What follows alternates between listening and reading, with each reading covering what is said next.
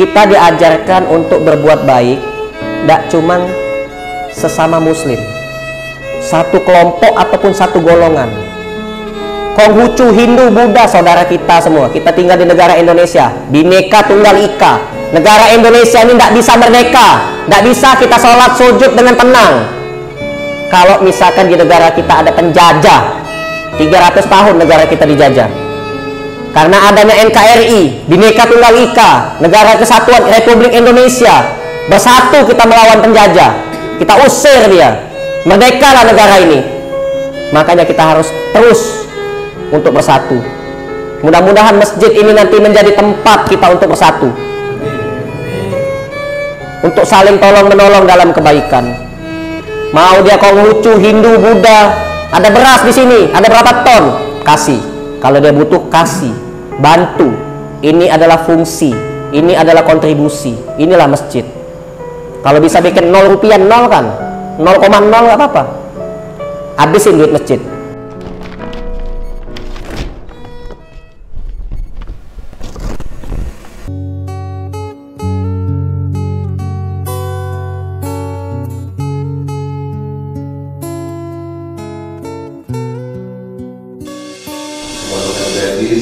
Ketua Umum Yayasan Makan Gratis Mas Aditya Prayoga yang hadir malam hari ini, alhamdulillah. Allah jaga kesehatan beliau dan keluarga. Kita doakan sehat selalu beliau ya, amin. Amin. Insyaallah tanggal 7 akan berangkat ke Baitullah, Allah mudahkan. Amin. Dan kita semua yang belum bisa menyusul ke sana, amin ya rabbal alamin. Kemudian para asatizah, Subadi, ada Ustaz Irfan dari Banting Agung, ada Uda Zul dari Padang. Baik, kita awali jumpa kita dengan baca basmalah. Bismillahirrahmanirrahim. Nah, sebelum kajian untuk awal kita akan ada sambutan sekaligus motivasi yang akan disampaikan langsung oleh founder Makan Gratis kepada yang terhormat Mas Aditya Prayoga. Waktu dan tempat dipersilakan. Bismillahirrahmanirrahim. Assalamualaikum warahmatullahi wabarakatuh.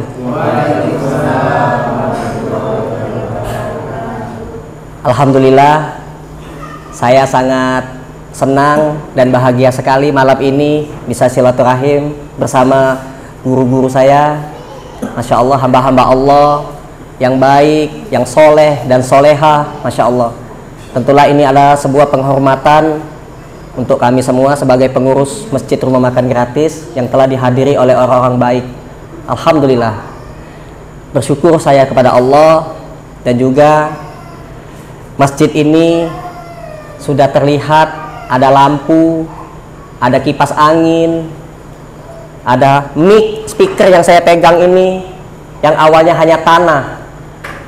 Sejarah masjid ini pertama kali saya nabung uang sedikit. Kalau saya habisin, habis. Dibeliin barang, dapatnya barang apa, pendapatannya sedikit. Saya tabung aja lah, tabung terus. Dari tahun 2016 sampai 2022, Masya Allah. Ternyata yang membuat uang itu banyak bukan penghasilan kita, bukan kepintaran kita, bukan dari hasil pendapatan, bukan, dari niat yang baik. Saya berniat, bismillah ya Allah, mudah-mudahan uang yang saya dapat saya masukkan ke dalam karung. Nanti kalau udah banyak saya masukkan ke rekening ATM. Bismillah, mudah-mudahan uang kalau udah kumpul mau beli tanah, mau bangun masjid. Jadi masjid ini saya niatkan wakaf atas nama Allah, bukan atas nama saya. Masjid ini bukan hanya sekedar tiang dan bangunan yang kita lihat, bukan. Tapi masjid ini memiliki fungsi dan kontribusi. Nanti kalau saya meninggal, diteruskan, saya doa terus sama Allah, ya Allah, mudah-mudahan yang menjadi pengganti pengurus masjid ini orang baik. Amin. Pengurus masjid tidak boleh pelit. Tugas kita setelah membangun itu memakmurkan. Makanya di sini nanti tertulis, masjid ini memiliki fungsi dan kontribusi.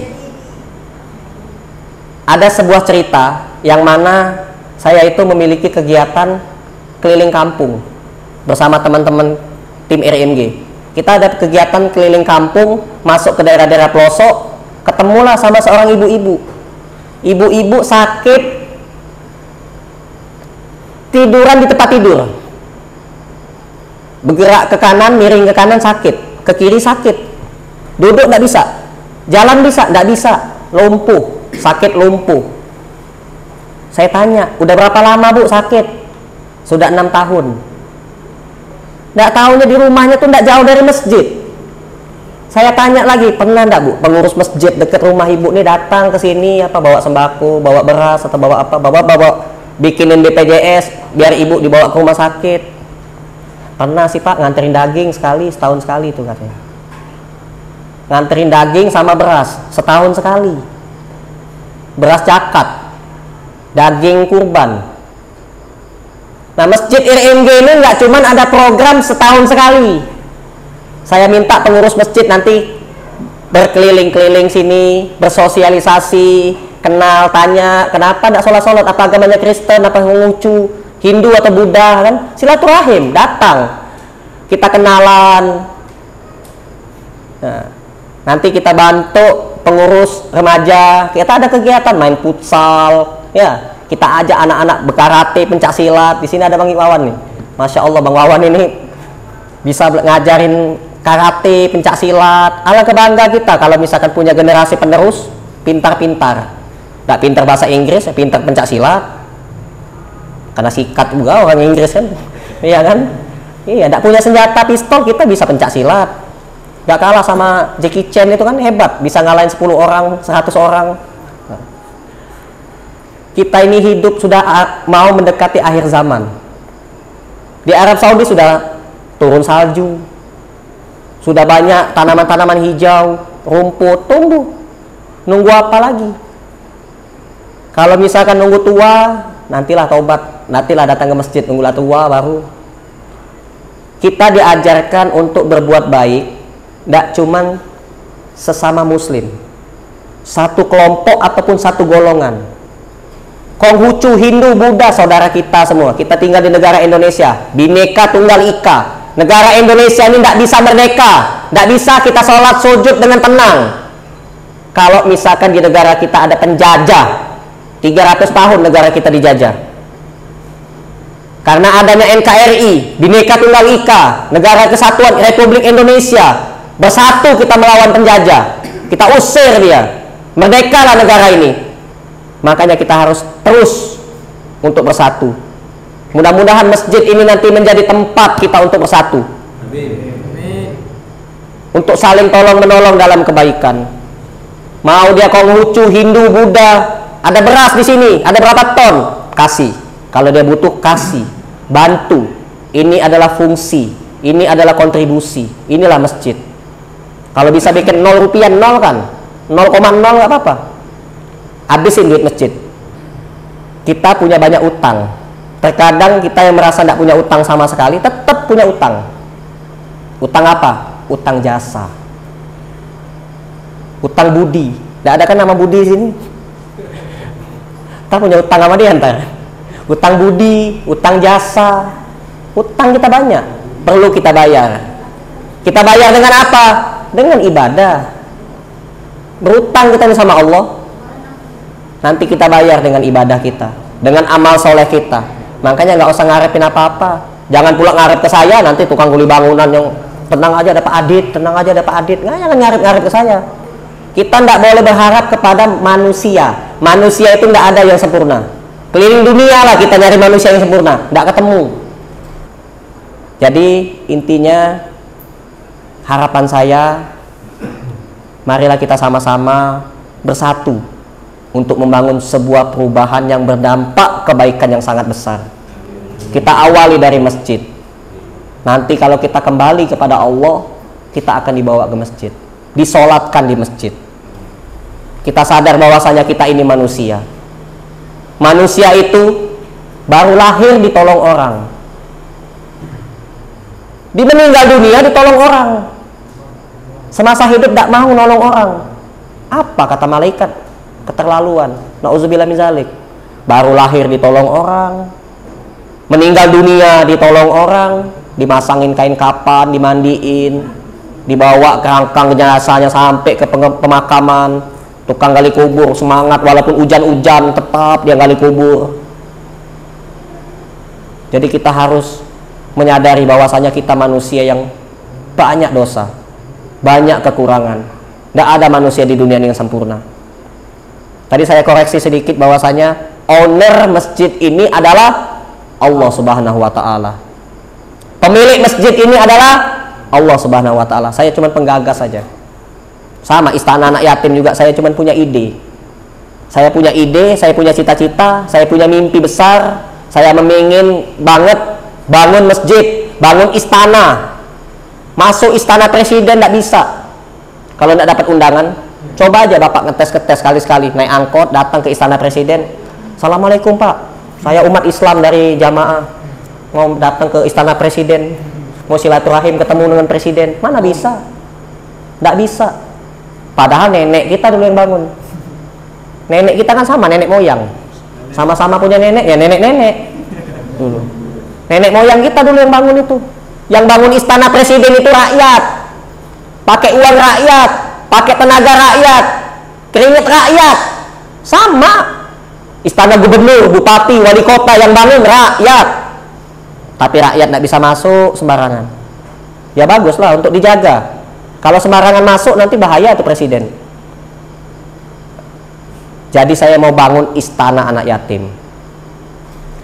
Itu cita-cita saya.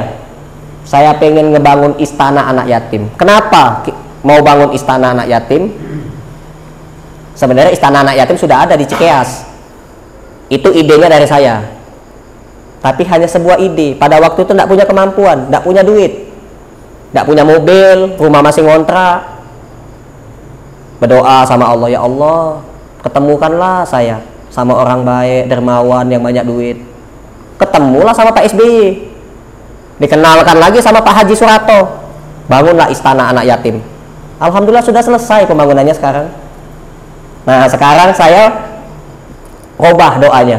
Ya Allah, saya tidak mau ketemu sama yang minta dibantu. Mudah-mudahan saya punya kemampuan untuk bangun istana anak yatim.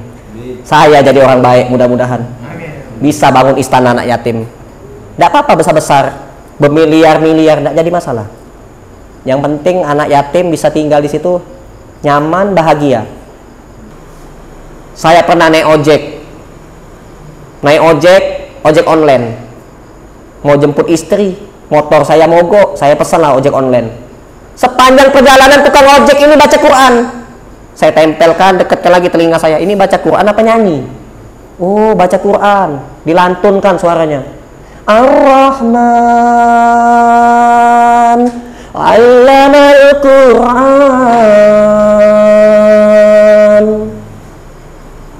Masya Allah, ini suara anak bapak tukang ojek ini bagus banget. Saya tanya, Pak, Bapak dulu pesantren ya? Dia buka kaca helmnya. Enggak Mas, saya dulu pernah tinggal di asrama yatim piatu. Gimana ceritanya Pak? Saya dulu anak yatim, tinggal di asrama yatim piatu. Alhamdulillah saya diajarkan baca Quran.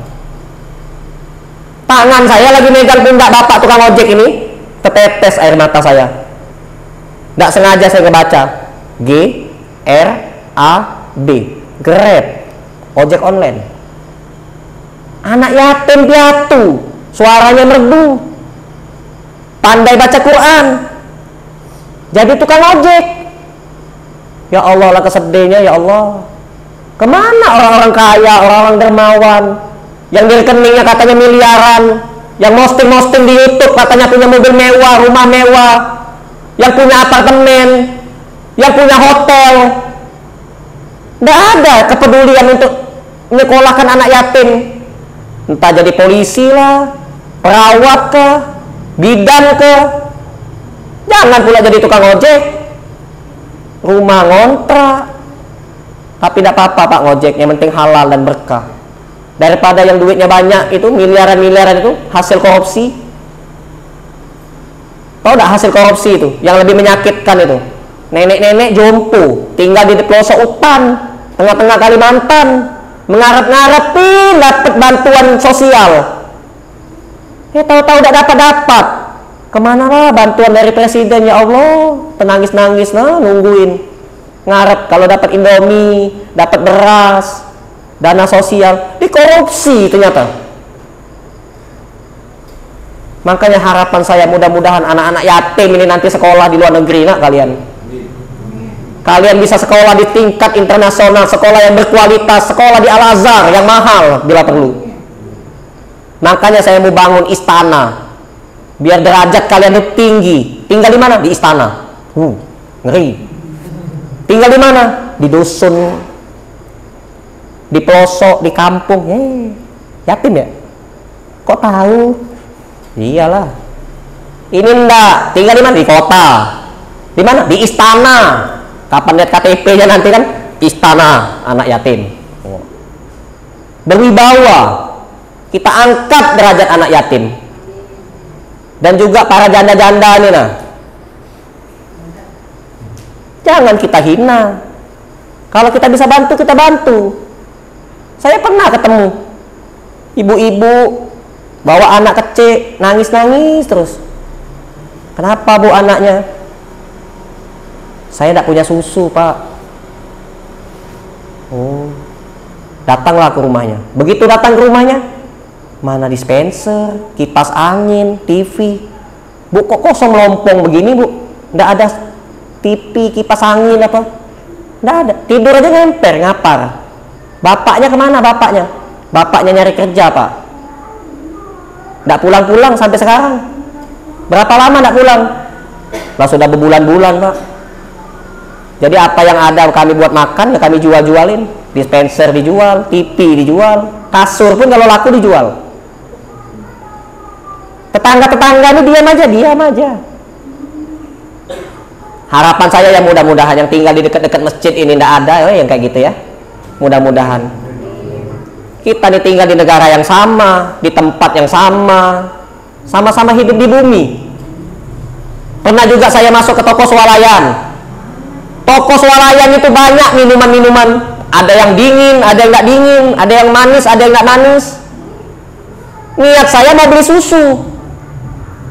Begitu niat saya mau beli susu, sebelum masuk toko swalayan, saya ngelihat ada sebuah tanaman. Tanaman itu terbungkuk. Tahu nggak terbungkuk? Kalau nenek-nenek telah bungkuk ini, nah, saya bungkukin. Nah, bungkuk.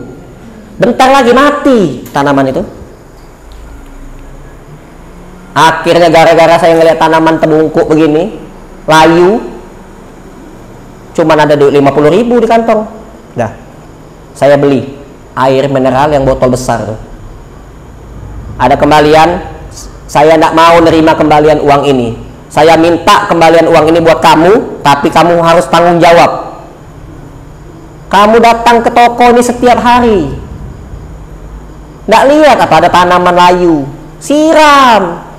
Nih, tidak pula saya minum ini, yang saya beli ini. Tolong siram. Kalau habis botolnya diisi lagi, siram lagi. Jangan sampai tanaman itu mati. Jangan sampai.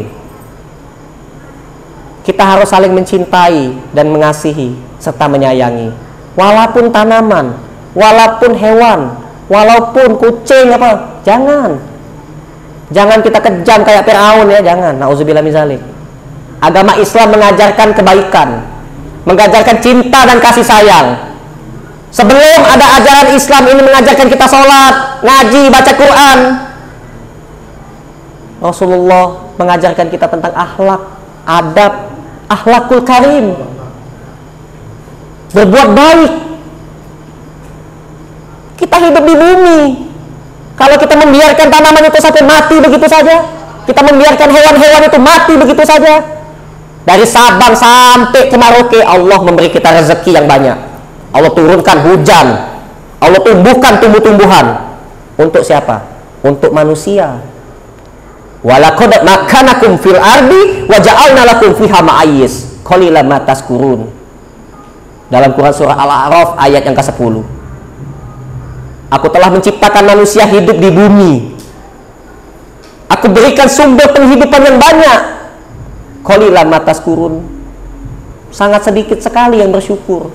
Sudah dikasih kehidupan, dikasih rezeki, banyak pula Allah katakan, tapi sedikit yang bersyukur, sedikit yang mau balas kebaikan.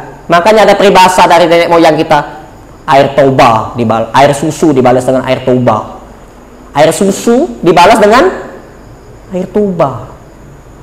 Kebaikan yang Allah berikan kepada kita mau kita balas dengan keburukan, dengan maksiat. Barakallahu fikum. Saya mohon maaf apabila saya ada salah. Saya manusia biasa yang tak lepas dari salah. Astaghfirullahaladzim. Yuk kita sama-sama istighfar dulu yuk. Astaghfirullahaladzim. Astaghfirullahaladzim. Astaghfirullahaladzim. Terima kasih ayah bunda, bang kakak, para guru-guru semua.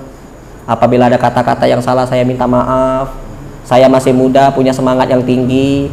Oleh karena itu kalau saya salah saya minta maaf.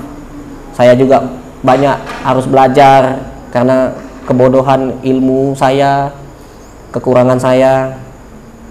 Subhanakallahumma wa bihamdika asyhadu an la ilaha illa anta astaghfiruka wa atubu ilaik. Wassalamualaikum warahmatullahi wabarakatuh.